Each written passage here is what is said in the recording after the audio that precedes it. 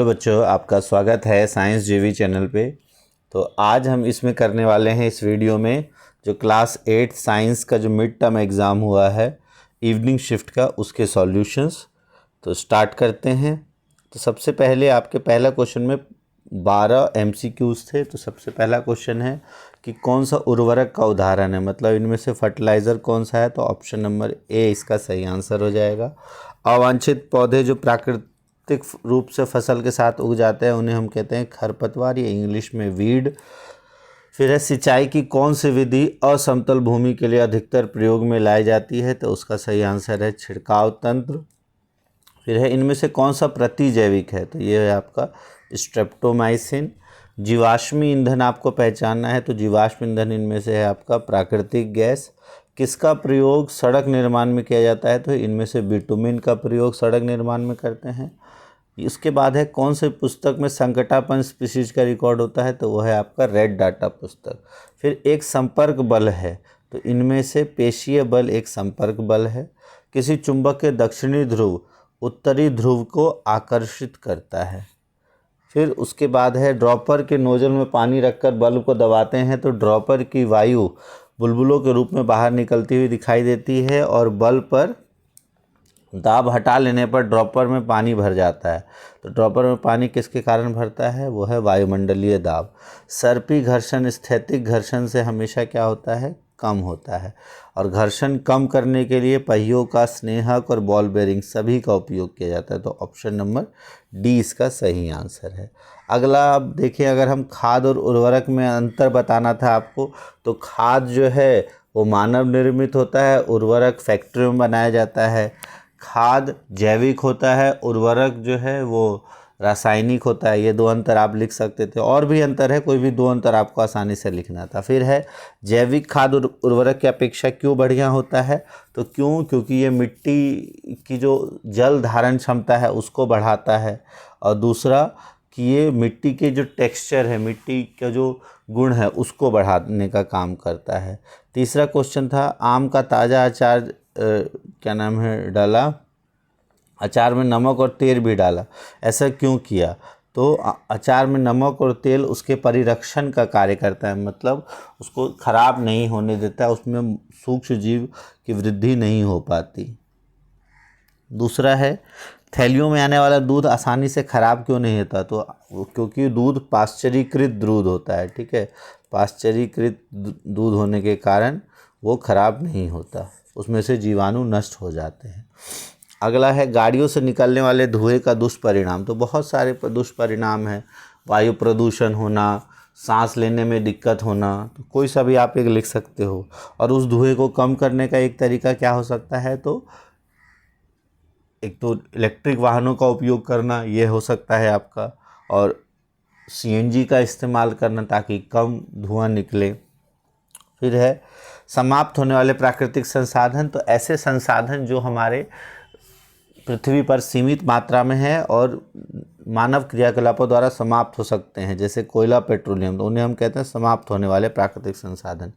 और जीवाश्म ईंधन समाप्त होने वाले प्राकृतिक संसाधन क्यों है, क्योंकि ये दोबारा नहीं बनाए जा सकते, और इसीलिए और मानवीय क्रियाकलापों द्वारा ये ख़त्म हो सकते हैं। अगला है कोयले के कोई दो उपयोग बताइए।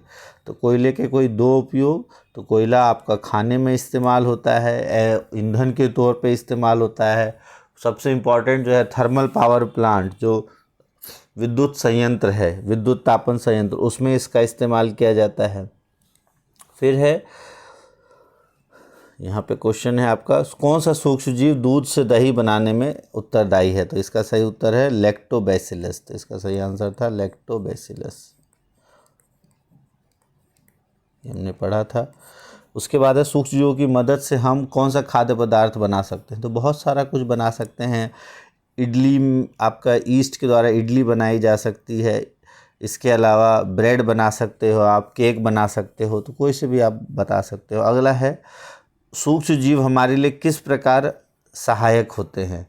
तो सूक्ष्म जीव के कोई एक उदाहरण देना है, तो किस प्रकार सहायक है सूक्ष्म जीव। तो हमारे साफ़ सफाई में हेल्प करता है, प्रतिजैविक बना सकते हैं, टीकाकरण में भी सूक्ष्म जीव का इम्पोर्टेंट रोल होता है। तो 6-7 उदाहरण, उनमें से कोई एक उदाहरण आपको देना है। उसके बाद है नाइट्रोजन स्थिरीकरण वाले साइनोबैक्टीरिया का नाम क्या है? तो इसका है नीले हरे शैवाल, इसका नाम है नीला हरा शैवाल। अगला है रोगाणु तथा रोगजनक। तो रोगाणु जिनसे रोग हो, जो क्या नाम है, डिजीज कॉजिंग माइक्रो ऑर्गेनिज्म, यानी कि जो रोग कर सकते हैं उन्हें हम, जो सूक्ष्म जीव रोग पैदा कर सकते हैं उन्हें रोगाणु या रोगजनक कहते हैं। कौन सा सूक्ष्म जीव दलहन पौधों के साथ सहजीविता रखता है? तो वह है राइजोबियम। तो उसका सही आंसर है राइजोबियम। दाब किसे कहते हैं? तो प्रति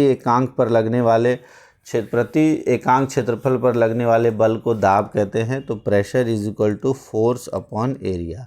उसके बाद है सूरज ने पहले किसी कुंठित चाकू से, कुंठित मतलब आपका जो जिसमें धार ना हो, और फिर तीखे चाकू से सब्जी काटा। तो किससे काटना आसान है? तो तीखे चाकू से। फिर जब एक चुंबक को लोहे की कील के पास लाया जाता है तो क्या होगा? तो वह आकर्षित होगा। इसमें कौन सा बल क्रिया कर रहा है? तो चुंबकीय बल। तरल किसे कहते हैं? तो तरल हम कहते हैं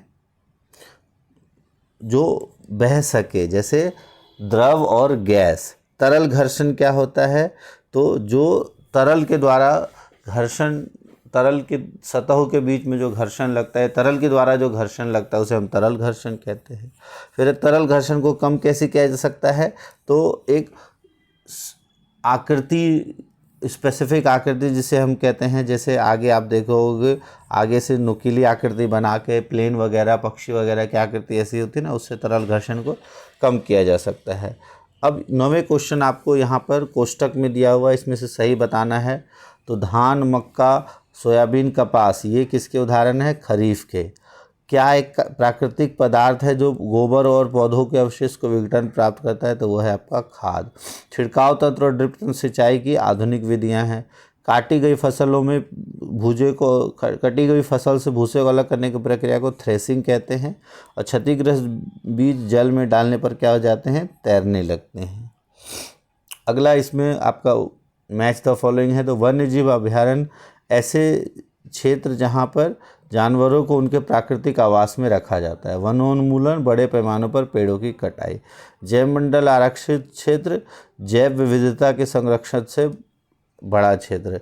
विलुप्त स्पीशीज, जो स्पीशीज़ अब नहीं पाई जाती। विशेष क्षेत्रीय स्पीशीज़ का हो जाएगा 3, जो स्पीशीज़ किसी विशेष क्षेत्र में पाई जाती है।